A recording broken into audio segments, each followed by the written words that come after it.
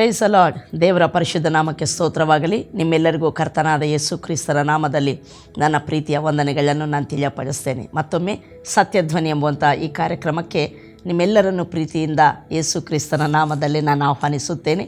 ಈ ಕಾರ್ಯಕ್ರಮ end time full gospel harvesters India Udupi ಮತ್ತು ಮಂಗಳೂರು ಸಭೆಗಳಿಂದ ಪ್ರಸಾರವಾಗುವಂಥದ್ದಾಗಿರ್ತದೆ. ಈ ನಮ್ಮ ಸಭೆಯಿಂದ ಪ್ರಸಾರವಾಗುವಂಥ ದೇವರ ವಾಕ್ಯ ಸಂದೇಶಗಳು ನಿಮಗೆ ಹೆಚ್ಚಾಗಿ ಲಭ್ಯವಾಗಬೇಕಾದಲ್ಲಿ ಪಾಸ್ಟರ್ ಎಂ ಪಾಲ್ ಪ್ರವೀಣ್ ಎಂಬುವಂಥ ಫೇಸ್ಬುಕ್ ಪೇಜ್ ಇದೆ ಮತ್ತು ಯೂಟ್ಯೂಬ್ ಚಾನಲ್ ಇದೆ.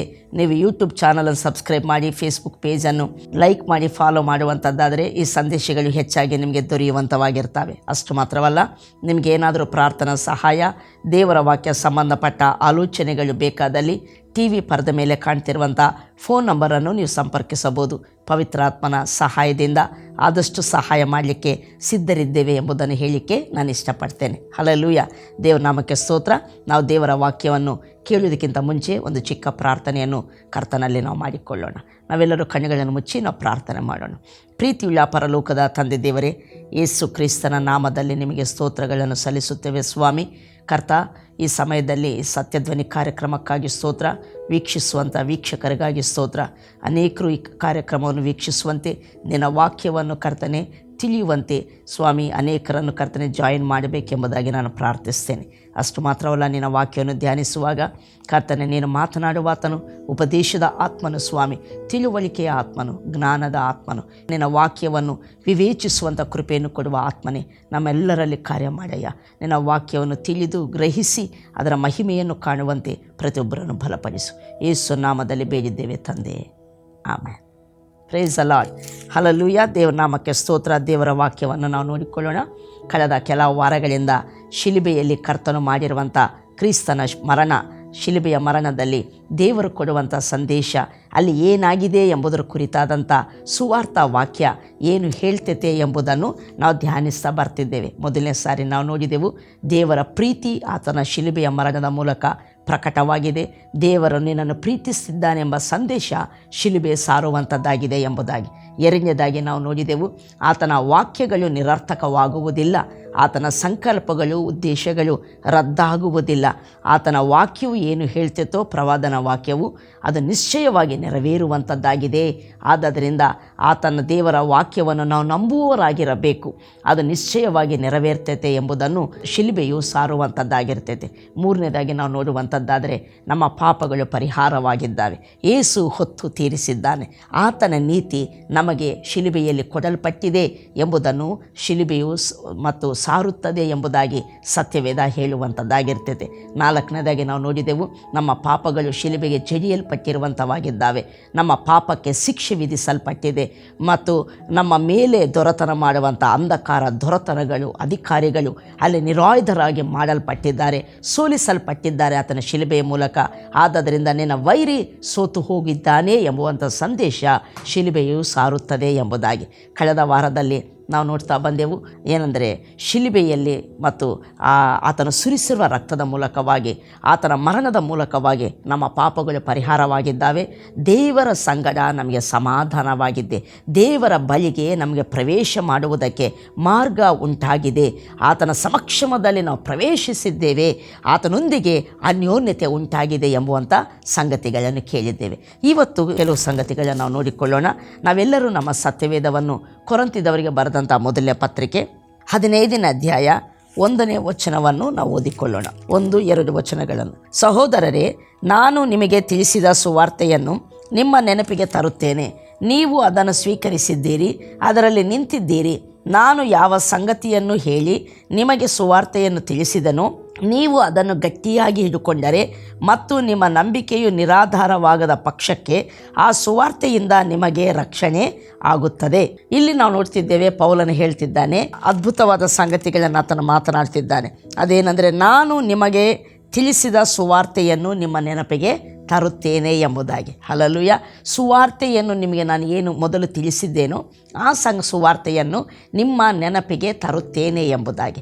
ಇಲ್ಲಿ ನಾವು ತಿಳಿಯಬೇಕಾದಂಥ ಸಂಗತಿ ಏನಂದರೆ, ಸುವಾರ್ಥ ವಾಕ್ಯವು ತಿರುಗಿ ಪ್ರತಿನಿತ್ಯ ಸಹ ಅದನ್ನು ನಮ್ಮ ನೆನಪಿಗೆ ತಂದುಕೊಳ್ಳಬೇಕಾದ ಅಗತ್ಯ ಇದೆ ಎಂಬುದನ್ನು ಪವಿತ್ರಾತ್ಮನು ಸೂಚಿಸುತ್ತಿದ್ದಾನೆ. ಹಲ್ಲೆಲೂಯಾ. ಯಾಕಂದರೆ ಸುವಾರ್ಥ ವಾಕ್ಯವು ನಂಬುವವರನ್ನು ರಕ್ಷಿಸುವುದಕ್ಕೆ ದೇವರ ಬಲ ಸ್ವರೂಪವಾಗಿದೆ, ದೇವರ ಶಕ್ತಿಯಾಗಿದೆ ಎಂಬುದಾಗಿ. ಹಲ್ಲೆಲೂಯಾ. ನಮ್ಮ ಪ್ರತಿನಿತ್ಯ ಜೀವನದಲ್ಲಿ ಪ್ರತಿ ಸಂಗತಿಗಳಲ್ಲಿ ರಕ್ಷಣೆ, ದೇವರ ಬಿಡುಗಡೆಯನ್ನು, ದೇವರ ಜಯಗಳನ್ನು, ದೇವರ ಸ್ವಸ್ಥತೆಯನ್ನು, ದೇವರ ಮಹಿಮೆಯನ್ನು, ದೇವರ ಮತ್ತು ಎಲ್ಲ ಸಹಾಯಗಳನ್ನು ನಾವು ಅನುಭವಿಸಬೇಕು ಅಂದರೆ ನಾವು ನೋಡ್ತೇವೆ ಅದನ್ನು ರಕ್ಷಣೆ ಎಂಬುದಾಗಿ ಹೇಳಲ್ಪಡ್ತೈತೆ. ಈ ರೀತಿ ವೈರ್ಯ ಎಲ್ಲ ಹೋರಾಟಗಳಲ್ಲಿ ಜಯಶಾಲಿಗಳು ನಾವು ಆಗಬೇಕಂದ್ರೆ ಸುವಾರ್ಥ ವಾಕ್ಯವನ್ನು ನಂಬುವುದರಿಂದಲೇ ಆಗುತ್ತದೆ ಎಂಬುದನ್ನು ನಾವು ಮರೆಯಬಾರದು. ಯಾಕಂದರೆ ನಾವು ಸುವಾರ್ಥ ವಾಕ್ಯವನ್ನು ನಂಬುವಾಗ ದೇವರ ಶಕ್ತಿ ನಮ್ಮ ಜೀವಿತದಲ್ಲಿ ನಮ್ಮ ಪರವಾಗಿ ರಿಲೀಸ್ ಆಗುವಂಥದ್ದಾಗಿರ್ತದೆ. ಆಗ ವೈರ್ಯ ಕಾರ್ಯಗಳು ನಾಶವಾಗ್ತವೆ. ಆದ್ದರಿಂದ ಇಲ್ಲಿ ಪೌಲನು ಪವಿತ್ರಾತ್ಮನ ಮೂಲಕ ಅಥವಾ ಪವಿತ್ರಾತ್ಮನ ಪೌಲನ ಮೂಲಕ ಹೇಳುವಂಥದ್ದೇನೆಂದರೆ ನಾವು ನೋಡ್ತೇವೆ ಸುವಾರ್ಥ ವಾಕ್ಯವನ್ನು ನಾವು ನೆನಪಿಗೆ ತಂದುಕೊಳ್ಳಬೇಕೆಂಬುದಾಗಿ. ಪೌಲನು ಹೇಳ್ತಾನೆ, ನಿಮ್ಮ ನೆನಪಿಗೆ ತರ್ತಿದ್ದೇನೆ ಎಂಬುದಾಗಿ. ಅದಕ್ಕೆ ನಮ್ಮ ಸಭೆಗಳಲ್ಲಿ ಪ್ರತಿ ವಾರ ಉಪದೇಶಗಳಿರ್ತವೆ. ಆ ದೇವರ ವಾಕ್ಯವನ್ನು ಪ್ರತಿ ಸಾರಿ ನಮಗೆ ಹೇಳ್ತಾ ಇರುವಂಥವರಾಗಿರ್ತಾರೆ ಸೇವಕರು. ಯಾಕಂದರೆ ಸುವಾರ್ಥ ವಾಕ್ಯವನ್ನು ಎಷ್ಟು ಕೇಳುತ್ತೇವೋ ಅಷ್ಟು ನಮ್ಮಲ್ಲಿ ನಂಬಿಕೆ ತಿರುಗಿ ಕೇಳುವಾಗ ನಮ್ಮಲ್ಲಿ ಅದು ನಂಬಿಕೆಯನ್ನು ಹುಟ್ಟಿಸ್ತೈತೆ. ಆ ನಂಬಿಕೆ ದೇವರ ರಕ್ಷಣೆಯನ್ನು, ದೇವರ ಬಿಡುಗಡೆಗಳನ್ನು, ಸಹಾಯಗಳನ್ನು, ಅದ್ಭುತಗಳನ್ನು ನೋಡುವ ಹಾಗೆ ಮಾಡುವಂಥದ್ದಾಗಿರ್ತೈತೆ. ಹಲ್ಲೆಲೂಯಾ. ಆದ್ದರಿಂದ ಸುವಾರ್ಥ ವಾಕ್ಯವನ್ನು ಕೇಳುವುದಕ್ಕೆ ನಾವು ಯಾವತ್ತೂ ಸಹ ಬೇಸರ ಪಟ್ಕೊಳ್ಬಾರ್ದು. ಅನೇಕ ಸಲ ಅನ್ನಿಸ್ತೈತೆ, ಎತ್ತ ಸುವಾರ್ಥ ವಾಕ್ಯ, ಸ್ವಾಮಿ ಸತ್ತದ್ದು ಎದ್ದು ಬಂದದ್ದಲ್ಲ, ಮತ್ತು ನಮಗೆಲ್ಲ ಬೇಕಾ? ಅದು ರಕ್ಷಣೆ ಹೊಂದದವರಿಗೆ, ಅವಿಶ್ವಾಸಿಗಳಿಗೆ ಹೇಳಬೇಕು, ನಮಗೆಲ್ಲ ಎಂಬುವಂಥ ಒಂದು ತಪ್ಪಾದ ಅಭಿಪ್ರಾಯ ಕ್ರೈಸ್ತವ ಸಭೆಗಳಲ್ಲಿ, ವಿಶ್ವಾಸಿಗಳಲ್ಲಿ ಇರುವಂಥದ್ದಾಗಿರ್ತದೆ. ಇಲ್ಲ, ಸುವಾರ್ಥ ವಾಕ್ಯವು ರಕ್ಷಣೆ ಹೊಂದದವರಿಗೂ ಹೌದು, ಅವರಿಗೆ ಮಾತ್ರವಲ್ಲ, ಮತ್ತು ರಕ್ಷಣೆ ಹೊಂದಿದಂಥ ನಮಗೂ ಸಹ ಪ್ರತಿನಿತ್ಯ ಅಗತ್ಯ ಸುವಾರ್ಥ ವಾಕ್ಯ. ಹಲ್ಲೆಲೂಯಾ. ಇಲ್ಲದಿದ್ದರೆ ವೈರಿ ಏನು ಮಾಡ್ತಾನಂದರೆ ನಮ್ಮನ್ನು ಸುವಾರ್ಥ ಸತ್ಯವನ್ನು ನಾವು ತಿರುಗಿ ಕೇಳದೆ, ತಿರುಗಿ ನೆನಪು ಮಾಡಿಕೊಳ್ಳದೆ ಇರುವಾಗ ವೈರಿ ನಮ್ಮ ನಂಬಿಕೆಯನ್ನು ಕ್ರಿಸ್ತನಿಂದ ಅಗಲಿಸುವಂತಾತನಾಗಿರ್ತಾನೆ. ನಮ್ಮನ್ನು ಸುವಾರ್ತೆಯ ಸತ್ಯಾರ್ಥದಿಂದ ಬದಿಗೆ ಕರ್ಕೊಂಡು ಹೋಗ್ತಾನೆ. ಯಾವಾಗ ಸುವಾರ್ಥ ಸತ್ಯಾರ್ಥದಿಂದ ಬದಿಗೆ ಕರ್ಕೊಂಡು ಹೋಗ್ತಾನೋ ನಂಬಿಕೆಗೆ ಆಧಾರವೇ ಇರುವುದಿಲ್ಲ. ಆಗ ದೇವರನ್ನು ನಂಬುವವರಾಗಿ ನಾವು ಇರುವುದಿಲ್ಲ. ಆಗ ದೇವರ ಮಹಿಮೆಗಳನ್ನು ನಮ್ಮ ಜೀವನದಲ್ಲಿ ಕಾಣುವುದಿಲ್ಲ. ಆದ್ದರಿಂದ ಪ್ರಿಯ ದೇವರ ಮಕ್ಕಳೇ, ಪೌಲನು ಹೇಳ್ತಾನೆ, ಸಹೋದರರೇ, ನಿಮಗೆ ಮೊದಲು ತಿಳಿಸಿದ ಸುವಾರ್ಥ ವಾಕ್ಯವನ್ನು ತಿರುಗಿ ನಾನು ನಿಮ್ಮ ನೆನಪಿಗೆ ತರುತ್ತೇನೆ ಎಂಬುದಾಗಿ. ಆದ್ದರಿಂದ ಪ್ರಿಯ ದೇವರ ಮಕ್ಕಳೇ, ಪ್ರತಿದಿನ ಸಹ ಶಿಲುಬೆಯಲ್ಲಿ ದೇವರು ಕ್ರಿಸ್ತನಲ್ಲಿ ಏನು ಮಾಡಿದ್ದಾನೆ, ಅಲ್ಲಿ ಏನು ನಡೆದಿದೆ, ನಮ್ಮ ಪಾಪಗಳು ಪರಿಹಾರವಾಗಿ ದೇವರ ನೀತಿ ನಮಗೆ ಕೊಡಲ್ಪಟ್ಟಿದೆ, ವೈರಿ ಸೋಲಿಸಲ್ಪಟ್ಟಿದ್ದಾನೆ, ದೇವರೊಂದಿಗೆ ಅನ್ಯೋನ್ಯತೆ ಉಂಟಾಗಿದೆ. ಹಲ್ಲೆಲೂಯಾ. ಮತ್ತೆ ನೆಕ್ಸ್ಟ್ ಆತನ ಪುನರುತ್ಥಾನದ ಬಗ್ಗೆ ಸಹ ಹಾಗೆ ಧ್ಯಾನಿಸುವಂಥದ್ದಾದರೆ ದೇವರ ಮಕ್ಕಳು ನಾವಾಗಿದ್ದೇವೆ, ದೇವರ ಆತ್ಮನನ್ನು ನಾವು ಹೊಂದಿದವರಾಗಿದ್ದೇವೆ. ಹೀಗೆ ಈ ಬ್ಲೆಸ್ಸಿಂಗ್ಸ್ ಬಗ್ಗೆ, ಸುವಾರ್ಥ ವಾಕ್ಯ ಹೇಳುವಂಥ ಈ ಧನ್ಯತೆಗಳ ಬಗ್ಗೆ ತಿರುಗಿ ನಾವು ನೆನಪು ಮಾಡಿಕೊಳ್ಳುವಂಥದ್ದು ಅಗತ್ಯ. ನಾನು ನಿಮಗೆ ಕೊಡುವಂಥ ಒಂದು ಸಣ್ಣ ಸಲಹೆ ಏನಂದರೆ, ನಿಮ್ಮ ಮಕ್ಕಳಿಗೂ ಸಹ ಪ್ರತಿನಿತ್ಯ ಸುವಾರ್ಥ ವಾಕ್ಯವನ್ನು ನೆನಪಿಸುವವರಾಗಿರಿ. ತಿರುಗಿ ಅವರಿಗೆ ಕೇಳಿಸುವಂಥವ್ರು ನೀವು ಆಗಿರಬೇಕೆಂಬುದಾಗಿ ನಾನು ಕೇಳಿಕೊಳ್ತೇನೆ. ಅಷ್ಟು ಮಾತ್ರ ಅಲ್ಲ, ಮುಂದುವರಿಸಿ ನಾವು ಓದೋಣ. 12ನೇ ವಚನ, ಅದನ್ನು ನೀವು ಕೇಳಿದ್ದೀರಿ, ನಿಮಗೆ ನೆನಪಿಗೆ ತರುತ್ತೇನೆ, ನೀವು ಅದನ್ನು ಸ್ವೀಕರಿಸಿದ್ದೀರಿ, ಅದರಲ್ಲಿ ನಿಂತಿದ್ದೀರಿ. ಕೊರಂತಿದವ್ರ ಬಗ್ಗೆ ಆತನು ಹೇಳುವಂಥ ಸಾಕ್ಷಿ ಏನಂದರೆ, ನಾನು ನಿಮಗೆ ನೆನಪಿಗೆ ತರುತ್ತೇನೆ, ನೀವು ಅದನ್ನು ಸ್ವೀಕರಿಸಿ, ಈಗಾಗಲೇ ಸುವಾರ್ಥ ವಾಕ್ಯವನ್ನು ಸ್ವೀಕರಿಸಿದ್ದೀರಿ. ದೇವರು ಕ್ರಿಸ್ತನ ಶಿಲುಬೆಯಲ್ಲಿ ಕ್ರಿಸ್ತನಲ್ಲಿ ಏನೆಲ್ಲ ಮಾಡಿದ್ದಾನೆ ಎಂಬುವಂಥ ಆ ಶಿಲುಬೆಯ ಸಂದೇಶವನ್ನು ನೀವು ಈಗಾಗಲೇ ಅಂಗೀಕಾರ ಮಾಡಿದ್ದೀರಿ, ಈಗಾಗಲೇ ಸ್ವೀಕರಿಸಿದ್ದೀರಿ ಮತ್ತು ಅದರಲ್ಲಿ ನಿಂತಿದ್ದೀರಿ. ಹಲ್ಲೆಲೂಯಾ. ಅದರಲ್ಲಿ ನೀವು ದೃಢವಾಗಿ ನಿಂತಿದ್ದೀರಿ ಎಂಬುದಾಗಿ ಹೇಳ್ತಿದ್ದಾರೆ. ಮತ್ತು ಮುಂದುವರಿಸಿ ಹೇಳ್ತಾನೆ, ನಾನು ಯಾವ ಸಂಗತಿಯನ್ನು ಹೇಳಿ ನಿಮಗೆ ಸುವಾರ್ತೆಯನ್ನು ತಿಳಿಸಿದನೋ ನೀವು ಅದನ್ನು ಗಟ್ಟಿಯಾಗಿ ಹಿಡುಕೊಂಡರೆ ಮತ್ತು ನಿಮ್ಮ ನಂಬಿಕೆಯು ನಿರಾಧಾರವಾಗದ ಪಕ್ಷಕ್ಕೆ ಆ ಸುವಾರ್ತೆಯಿಂದ ನಿಮಗೆ ರಕ್ಷಣೆ ಆಗುತ್ತೆ. ನೀವು ನಿಂತಿದ್ದೀರಿ, ಸ್ವೀಕರಿಸಿದ್ದೀರಿ ಅಂತ ಹೇಳ್ತಾನೆ. ತಿರುಗಿ ಆತನು ಹೇಳ್ತಾನೆ, ನಾನು ನಿಮಗೆ ಯಾವ ಸಂಗತಿಗಳನ್ನು ಹೇಳಿ ಸುವಾರ್ಥ ವಾಕ್ಯವನ್ನು ತಿಳಿಸಿದೆನೋ ಅದರ ಅರ್ಥ ಏನು, ಸುವಾರ್ತೆಯಲ್ಲಿ ಏನೆಲ್ಲ ಸಂಗತಿಗಳನ್ನು ತಿಳಿಸಿದ್ದೇನೋ ಅದನ್ನು ನೀವೇನು ಮಾಡಬೇಕಂತೆ, ಗಟ್ಟಿಯಾಗಿ ಹಿಡ್ಕೊಳ್ಬೇಕು ಮತ್ತು ಅದರಲ್ಲಿ ದೃಢವಾಗಿ ನಾವು ನಿಲ್ಲಬೇಕಂತೆ.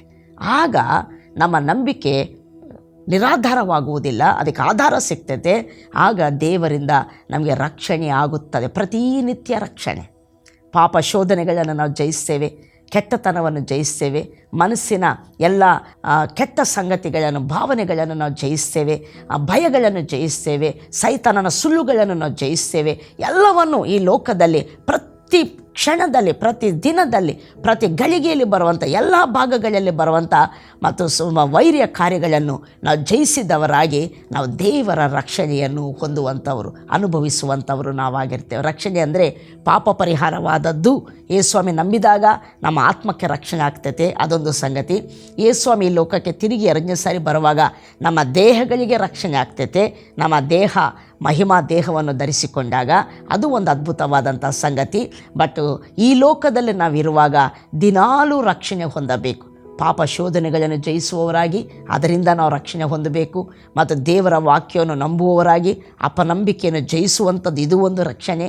ಮತ್ತು ವೈರ್ಯ ಸುಳ್ಳುಗಳನ್ನು ಜಯಿಸಿ ಜೀವಿಸುವಂಥದ್ದು ಒಂದು ರಕ್ಷಣೆ.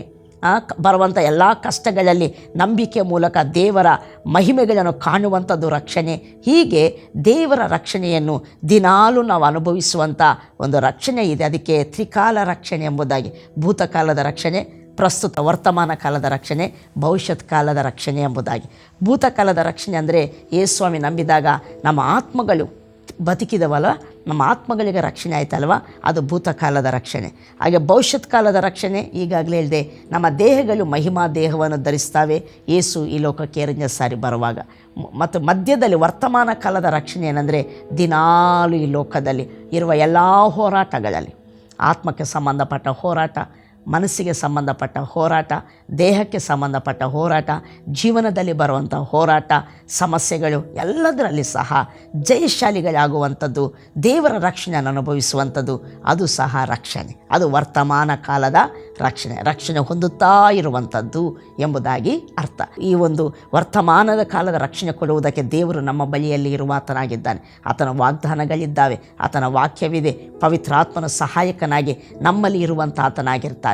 ಬಟ್ ಆದರೆ ದೇವರ ವಾಕ್ಯವಿದೆ, ಹೇಗೆ ನಾವು ಈ ವರ್ತಮಾನ ಕಾಲದಲ್ಲಿ ನಮ್ಮ ಆತ್ಮಗಳು ರಕ್ಷಣೆ ಹೊಂದಿದ್ದಾವೆ, ಈಗ ಈ ಲೋಕದಲ್ಲಿ ನಾವು ಕ್ರೈಸ್ತವ ಜೀವಿತವನ್ನು ಮಾಡ್ತಾ ಇದ್ದೇವೆ, ಈಗ ಎಲ್ಲ ಪರಿಸ್ಥಿತಿಗಳಲ್ಲಿ ನಾವು ಜಯಶಾಲಿಗಳಾಗಿ ದೇವರ ಮಹಿಮೆಯನ್ನು ಕಾಣುವುದು ಹೇಗೆ ಅಂದರೆ ಇಲ್ಲಿ ಪೌಲನು ಪವಿತ್ರಾತ್ಮನ ಮೂಲಕ ಹೇಳ್ತಿದ್ದಾನೆ, ನಾವು ಕೇಳಿರುವಂಥ ಸುವಾರ್ತಾ ವಾಕ್ಯದವನ್ನು ಗಟ್ಟಿಯಾಗಿ ಹಿಡಿದುಕೊಳ್ಳಬೇಕಂತ, ಗಟ್ಟಿಯಾಗಿ ಹಿಡಿದುಕೊಳ್ಳಬೇಕು.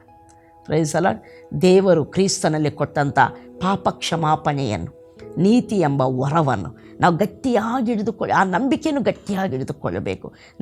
ನಾನು ನೀತಿವಂತನಾಗಿದ್ದೇನೆ. ಯಾವಾಗಲೂ ಸೈತಾನನು ನಮ್ಮ ನೀತಿಯನ್ನು ಅಟ್ಯಾಕ್ ಮಾಡ್ತಾನೆ. ಕಳೆದ ಸಾರಿ ನಾನು ಹೇಳಿದೆ, ನಾವು ನೀತಿವಂತರೆಂಬುದಾಗಿ ನಾವು ಕ್ರಿಸ್ತನಲ್ಲಿ ನಮಗೆ ದೊರಕಿರುವ ಆ ಬಿರುದನ್ನು, ಆ ಐಡೆಂಟಿಟಿಯನ್ನು, ಆ ಗುರುತಿಸುವಿಕೆಯನ್ನು ಯಾವಾಗಲೂ ಅಟ್ಯಾಕ್ ಮಾಡ್ತಾನೆ. ನಾವು ನೋಡ್ತೀವಿ ಕ್ರೈಸ್ತವರಿಗೆ ಹಿಂಸೆಗಳೇ ಜಾಸ್ತಿ, ಕ್ರಿಸ್ತನಲ್ಲಿ ನಂಬಿಕಿಟ್ಟವರಿಗೆ ಕಷ್ಟಗಳೇ ಜಾಸ್ತಿ. ದೇವರ ವಾಕ್ಯ ಹೇಳ್ತೈತೆ, ನೀತಿವಂತರಿಗೆ ಉಂಟಾಗುವ ಕಷ್ಟಗಳು ಅನೇಕವು ಎಂಬುದಾಗಿ, ಅನೇಕವಿದ್ದರು ಎಂಬುದಾಗಿ.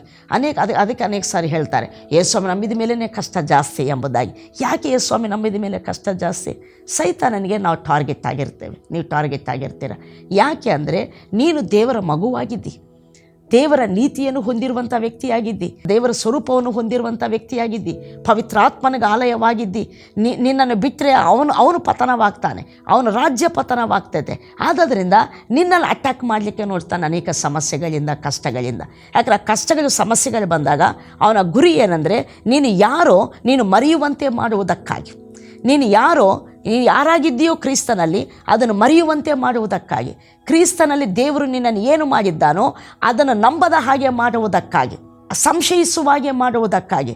ಕ್ರಿಸ್ತನಲ್ಲಿ ನಾವು ನೀತಿವಂತರಾಗಿದ್ದೇವೆ, ದೇವರೊಂದಿಗೆ ಸಂಧಾನವಾಗಿದೆ, ದೇವರೊಂದಿಗೆ ಅನ್ಯೋನ್ಯತೆ ಉಂಟಾಗಿದೆ, ದೇವರು ನಾವು ಒಂದಾಗಿದ್ದೇವೆ, ದೇವರ ಸಹಾಯ ನನಗೆ ಯಾವಾಗಲೂ ಇದೆ ಎಂಬುವಂಥ ಈ ಸುವಾರ್ಥ ಸಂದೇಶ ನಂಬದ ಹಾಗೆ ಮಾಡುವುದಕ್ಕೆ ಸೈತಾನ ನಮ್ಮ ಜೀವನದಲ್ಲಿ ಹೋರಾಟಗಳನ್ನು ತರುವಂಥ ಆತನಾಗಿರ್ತಾನೆ. ಆವಾಗ ನಾವೇನು ಮಾಡ್ತೇವೆ? ಹೋರಾಟಗಳು ಬಂದಾಗ ನಾನು ನೀತಿವಂತನಾಗಿದ್ದರೆ ನನಗೆ ಯಾಕೆ ಕಷ್ಟ ಬರ್ತಾಯಿತ್ತು? ನಾನು ಪಾಪಿಯಾಗಿರಬೇಕು, ಅದಕ್ಕೆ ನನಗೆ ಕಷ್ಟ ಬಂದಿದೆ. ನಾನು ಎಲ್ಲೋ ಪಾಪದಲ್ಲಿರಬೇಕು. ನಾನು ಹೇಳ್ತೇನೆ, ಎಲ್ಲಾದರೂ ಪಾಪದಲ್ಲಿ ಜೀವಿಸಬಾರ್ದು. ಜೀವಿಸುವಂಥದ್ದಾದರೆ ದೇವರನ್ನು ಕ್ಷಮೆ ಕೇಳಿ ತಿರುಗಿ ದೇವರ ಒಪ್ಪಿಸಿಕೊಟ್ಟವರಾಗಿ ಪವಿತ್ರಾತ್ಮನ ಬಲದಿಂದ ಮುಂದೆ ನಡೀಲಿಕ್ಕೆ ಹೋಗ್ರಿ. ಬಟ್ ಆದರೆ ನಿನ್ನ ಐಡೆಂಟಿಟಿ ಕ್ರಿಸ್ತನಲ್ಲಿ ನಂಬಿಕಿಟ್ಟಂಥ ನೀನು ಯಾರಾಗಿದ್ದಿ, ನೀತಿವಂತನು ಎಂಬುವಂಥ ಆ ಗುರುತನ್ನು ಮಾತ್ರ ಬಿಟ್ಟು ಕೊಡಬಾರದು. ಹಲ್ಲೆಲೂಯ. ಯಾಕಂದರೆ ನೀನು ನೀತಿವಂತನಾದದರಿಂದಲೇ ದೇವರು ನಿನ್ನ ಸಂಗಡಿದ್ದಾನೆ. ನೀತಿವಂತನಾದದರಿಂದಲೇ ನಿನ್ನ ಪ್ರಾರ್ಥನೆಗೆ ದೇವರು ಸದುತ್ತರವನ್ನು ಕೊಡ್ತಾನೆ. ನೀತಿವಂತನಾದದರಿಂದಲೇ ವೈರಿ ಮೇಲೆ ಎಲ್ಲ ಹೋರಾಟಗಳ ಮೇಲೆ ಜಯದ ನಿರೀಕ್ಷೆ ನಿನಗಿರುವಂಥದ್ದಾಗಿರ್ತದೆ. ಬಟ್ ನಾನು ನೀತಿವಂತನೇ ಅಲ್ಲ ಅನ್ನುವಂಥ ಒಂದು ತಪ್ಪಾದ ಸಂಗತಿಗೆ ನೀನು ಹೋಗುವಂಥದ್ದಾದರೆ ಆಗ ನೀನು ಯಾವ ಜಯವನ್ನು ನಿರೀಕ್ಷಿಸಲಿಕ್ಕಾಗಲ್ಲ. ಕ್ರಿಸ್ತ ನಂಬಿಕೆಯಲ್ಲಿ ನೀನು ನಿಲ್ಲುವುದಕ್ಕೆ ಆಗುವುದಿಲ್ಲ. ಆದ್ದರಿಂದ ನೀವು ಕೇಳಿರುವಂಥ ಸುವಾರ್ಥ ವಾಕ್ಯವನ್ನು ನೀವು ಬಿಗಿಯಾಗಿ ಗಟ್ಟಿಯಾಗಿ ಹಿಡಿದುಕೊಳ್ಳಬೇಕು ಎಂಬುದಾಗಿ ಇಲ್ಲಿ ಪೌಲನು ಹೇಳ್ತಾನೆ. ಅದಕ್ಕೆ ಏನೇ ಪರಿಸ್ಥಿತಿ ಬರಲಿ, ಕ್ರಿಸ್ತನಲ್ಲಿ ದೇವರು ತನ್ನ ನೀತಿಯನ್ನು ನಮಗೆ ಕೊಟ್ಟು ನೀತಿ ಸ್ವರೂಪಿಗಳನ್ನಾಗಿ ನಮ್ಮನ್ನು ಮಾಡಿದ್ದಾನೆ. ನೀತಿವಂತರೆಂಬುದಾಗಿ ನಮ್ಮನ್ನು ನಿರ್ಣಯ ಮಾಡಿದ್ದಾನೆ. ಹಲ್ಲೆಲೂಯ. ತನ್ನ ಸಂಗಡ ನಮ್ಮನ್ನು ಸಮಾಧಾನ ಮಾಡಿಕೊಂಡಿದ್ದಾನೆ. ಈ ಸಂಗತಿಗಳನ್ನು ನಂಬುವುದರಲ್ಲಿ ನಾವು ಸ್ಥಿರವಾಗಿ ಇರಬೇಕು ಎಂಬುದಾಗಿ ಸತ್ಯವೇದ ಹೇಳ್ತೈತೆ. ಹಲ್ಲೆಲೂಯ.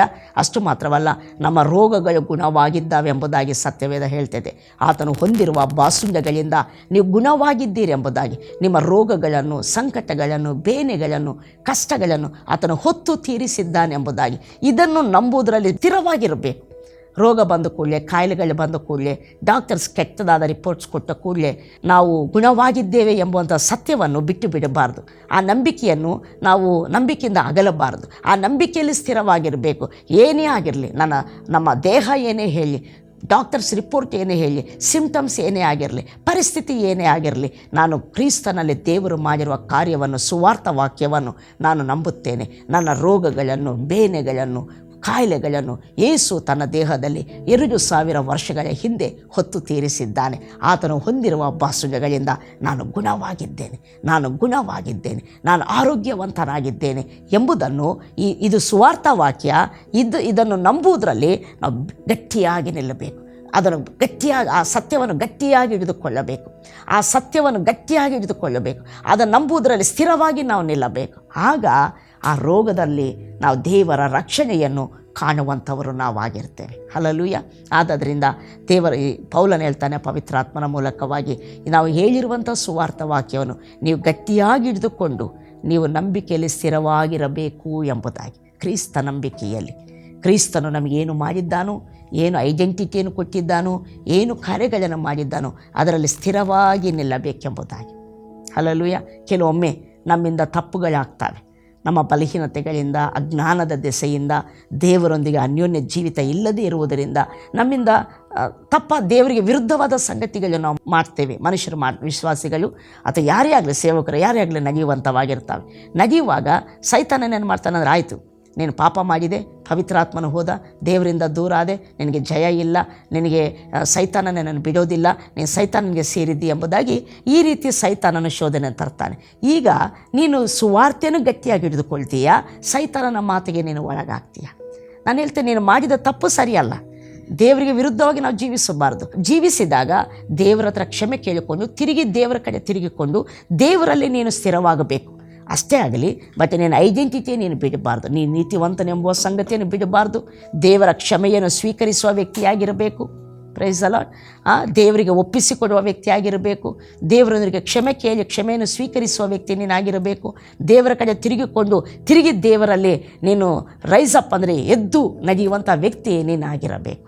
Praise the lord. ಯಾಕಂದರೆ ನೀನು ಯಾವಾಗಾದರೆ ತಿರುಗಿ ದೇವರಲ್ಲಿ ಎದ್ದು ನಡೆಯಲಿಕ್ಕೆ ಪ್ರಾರಂಭಿಸ್ತೀಯೋ, ಸೈತಾನನು ಮತ್ತು ಬಹಳವಾಗಿ ಅವನು ಭಯಪಡುವವನಾಗಿರ್ತಾನೆ. ಅದಕ್ಕೆ ದೇವರ ಮಕ್ಕಳು ದೇವರ ಸತ್ಯವನ್ನು, ಸುವಾರ್ಥ ವಾಕ್ಯದ ಸತ್ಯವನ್ನು ಬಿಗಿಯಾಗಿ ಹಿಡಿದುಕೊಂಡ್ರೆ ಸೈತಾನನ್ನು ಸಹಿಸಲಿಕ್ಕಾಗಲ್ಲ. ಆದ್ದರಿಂದ ಆ ಸುವಾರ್ಥ ವಾಕ್ಯದ ಸತ್ಯದಿದ್ದಲೇ ಅದನ್ನು ನಂಬದ ಹಾಗೆ ನಮ್ಮನ್ನು ಅಗಲಿಸಬೇಕೆಂಬುದಾಗಿ ಸೈತಾನನ ಅನೇಕ ರೀತಿಯಲ್ಲಿ ನಮ್ಮ ಜೀವನದಲ್ಲಿ ಶೋಧನೆಗಳನ್ನು, ಹೋರಾಟಗಳನ್ನು ಮತ್ತು ತರುವಂಥ ಆತನಾಗಿರ್ತಾನೆ. ಬಟ್ ಆದರೆ ಪ್ರತಿ ಸಾರಿ ನಾವು ಪ್ರತಿದಿನ, ಪ್ರತಿನಿತ್ಯ ಸುವಾರ್ತೆಯನ್ನು ಜ್ಞಾಪಕ ಮಾಡಿಕೊಳ್ಳಬೇಕು. ಸುವಾರ್ತೆ ಏನು ಹೇಳ್ತೈತೆ? ನನ್ನ ಪಾಪಗಳು ಪರಿಹಾರವಾಗಿದ್ದಾವೆ, ದೇವರ ನೀತಿ ನನಗೆ ಕೊಡಲ್ಪಟ್ಟಿದೆ, ನಾನು ದೇವರೊಂದಿಗೆ ಒಂದಾಗಿದ್ದೇನೆ, ದೇವರ ಸಂಬಂಧದಲ್ಲಿ ಅನ್ಯೋನ್ಯತೆಯಲ್ಲಿ ನಾನಿದ್ದೇನೆ, ದೇವರು ನನ್ನಲ್ಲಿದ್ದಾನೆ, ಕ್ರಿಸ್ತನು ನನ್ನಲ್ಲಿದ್ದಾನೆ, ನಾನು ಆತನಲ್ಲಿದ್ದೇನೆ. ಹಲ್ಲೆಲೂಯ. ಆತನ ನೀತಿ ನನಗೆ ಕೊಡಲ್ಪಟ್ಟಿದೆ, ನನ್ನ ಪಾಪಗಳು ಪರಿಹಾರವಾಗಿದ್ದಾವೆ, ನನ್ನ ರೋಗಗಳು ಪರಿಹಾರವಾಗಿದ್ದಾವೆ, ಆತನು ಹೊಂದಿರುವ ಬಾಸುಂಡಗಳಿಂದ ನಾನು ಗುಣವಾಗಿದ್ದೇನೆ, ನನ್ನ ಶಾಪಗಳು ಮುರಿಯಲ್ಪಟ್ಟಿದ್ದಾವೆ. ಅಬ್ರಹಾಮನ ಆಶೀರ್ವಾದ, ದೇವರ ಆಶೀರ್ವಾದಕ್ಕೆ ನಾನು ಬಾಧ್ಯನ. ಈ ನಂಬಿಕೆಯಲ್ಲಿ ಸ್ಥಿರವಾಗಿರಬೇಕು. ಕಷ್ಟಗಳು, ಕೊರತೆಗಳು ಏನು ಬಂದರೂ ಸಹ ನೀನು ನಂಬಬೇಕು, ನನ್ನ ಆಶೀರ್ವಾದ ನಿಧಿ, ದೇವರ ಆಶೀರ್ವಾದ ನನ್ನ ಮೇಲೆ ಇದೆ, ದೇವರು ನನ್ನನ್ನು ಆಶೀರ್ವದಿಸಿದ್ದಾನೆ, ನಾನು ಆಶೀರ್ವಾದಕ್ಕೆ ಬಾಧ್ಯನಾಗಿದ್ದೇನೆ ಎಂಬುದನ್ನು ನಂಬುವುದರಲ್ಲಿ ನಾವು ಸ್ಥಿರವಾಗಿ ಇರತಕ್ಕದ್ದು. ಹಲ್ಲೆಲೂಯ. ಸೈತಾನನು ಸೋಲಿಸಲ್ಪಟ್ಟಿದ್ದಾನೆ, ಸೈತಾನ ನಮ್ಮ ಪಾದದ ಕೆಳಗೆ ಹಾಕಲ್ಪಟ್ಟಿದ್ದಾನೆ ಎಂಬುದಾಗಿ ಸುವಾರ್ಥ ವಾಕ್ಯ ಹೇಳ್ತದೆ. ಮರಣಾಧಿಪತಿ ಅಡಗಿಸಲ್ಪಟ್ಟಿದ್ದಾನೆಂಬುದಾಗಿ ಸುವಾರ್ಥ ವಾಕ್ಯ ಹೇಳ್ತದೆ. ಮರಣವು ನಿವೃತ್ತಿ ಮಾಡಲ್ಪಟ್ಟಿದೆ ಯೇಸು ಕ್ರಿಸ್ತನ ಸುವಾರ್ತೆ ಮೂಲಕ ಅದು ಪ್ರಕಾಶಕ್ಕೆ ತಂದಿದ್ದಾನೆ ಎಂಬುದಾಗಿ ಸತ್ಯವೇದ ಹೇಳ್ತದೆ. ಇದನ್ನು ನಾವು ನಂಬುವುದರಲ್ಲಿ ಸ್ಥಿರವಾಗಿರಬೇಕು. ಈ ಸತ್ಯಗಳನ್ನು ನಾವು ಗಟ್ಟಿಯಾಗಿ ಹಿಡಿದುಕೊಳ್ಳುವಂಥವರಾಗಿರಬೇಕು. ಮರಣಾಧಿಪತಿ ಸೋಲಿಸಲ್ಪಟ್ಟಿದ್ದಾನೆ ಎಂಬುದನ್ನು ನಾವು ಬಿಗಿಯಾಗಿ ಹಿಡಿದುಕೊಳ್ಳಬೇಕು. ದೊರೆತನಗಳು, ಅಂಧಕಾರದ ದೊರೆತನಗಳು, ಅಧಿಕಾರಗಳು ಎಲ್ಲವೂ ನಿರಾಯುಧರಾಗಿ ಮಾಡಲ್ಪಟ್ಟಿದ್ದಾವೆ, ಎಲ್ಲವೂ ನಮ್ಮ ಪಾದದ ಕೆಳಗೆ ಹಾಕಲ್ಪಟ್ಟಿದ್ದಾವೆ. ಸೈತಾನನು ಸೋಲಿಸಲ್ಪಟ್ಟಿದ್ದಾನೆ ಎಂಬುದನ್ನು ನಾವು ಬಿಗಿಯಾಗಿ ಗಟ್ಟಿಯಾಗಿ ಹಿಡಿದುಕೊಳ್ಳಬೇಕು. ಆ ನಂಬಿಕೆಯಲ್ಲಿ ಸ್ಥಿರವಾಗಿ ನಾವು ನಿಲ್ಲಬೇಕು. ಹಲ್ಲೆಲೂಯ.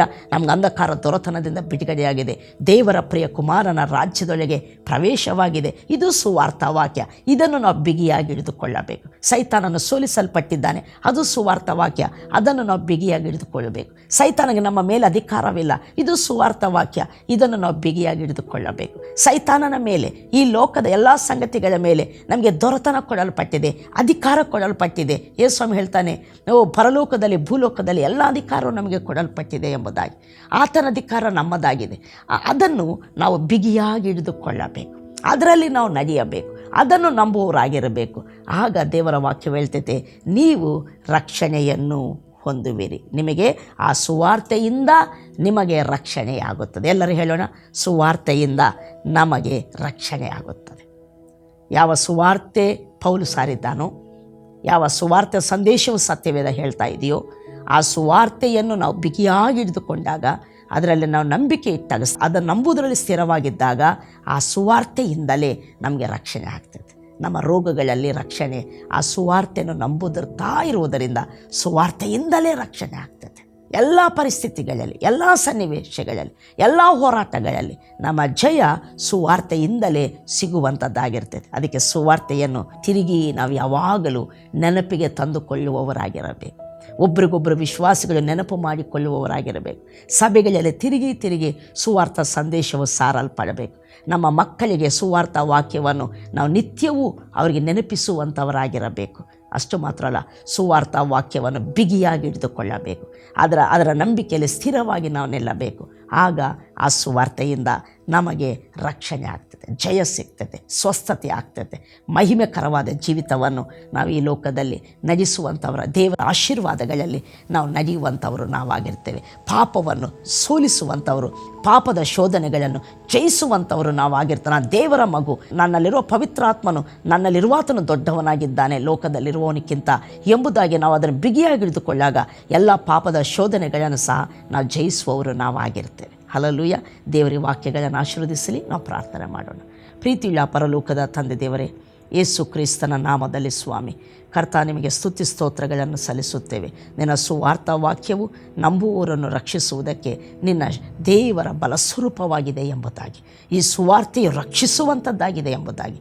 ಆದ್ದರಿಂದ ಸುವಾರ್ತೆಯನ್ನು ದಿನಾಲೂ ನಮ್ಮ ವೀಕ್ಷಕರು ಸ್ವಾಮಿ, ಎಲ್ಲ ಕ್ರೈಸ್ತವ ಸಮಾಜ, ನಾವುಗಳು ಕರ್ತನೆ ದಿನಾಲೂ ನೆನಪು ಮಾಡಿಕೊಳ್ಳುವಂತೆ, ಆ ಸುವಾರ್ಥ ವಾಕ್ಯವು ಏನು ಹೇಳ್ತೈತೋ ಅದನ್ನು ಬಿಗಿಯಾಗಿ ಹಿಡಿದುಕೊಳ್ಳುವಂತೆ, ಅದರಲ್ಲಿ ಗಟ್ಟಿಯಾಗಿ ಹಿಡಿದುಕೊಳ್ಳುವಂತೆ, ಅದರಲ್ಲಿ ಸ್ಥಿರವಾಗಿ ನಿಲ್ಲುವಂತೆ ನಮ್ಮೆಲ್ಲರನ್ನು ಬಲಪಡಿಸಯ್ಯ. ಇದರ ಮೂಲಕ ನಾವು ಆ ಸುವಾರ್ತೆಯಿಂದಲೇ ರಕ್ಷಣೆ ಹೊಂದಿ ನಾವು ಜಯಶಾಲಿಗಳಾಗ್ತೇವೆ. ಇದಕ್ಕಾಗಿ ಸ್ತೋತ್ರ. ನಿನ್ನ ಸುವಾರ್ಥ ವಾಕ್ಯಕ್ಕಾಗಿ ಸ್ತೋತ್ರ ಸ್ವಾಮಿ. ನಿನ್ನ ಕೃಪೆಗಾಗಿ ಸ್ತೋತ್ರ ಮಾಡ್ತಾ ಯೇಸು ನಾಮದಲ್ಲಿ ಬೇಡಿದ್ದೇವೆ ತಂದೆಯೇ, ಆಮೆನ್.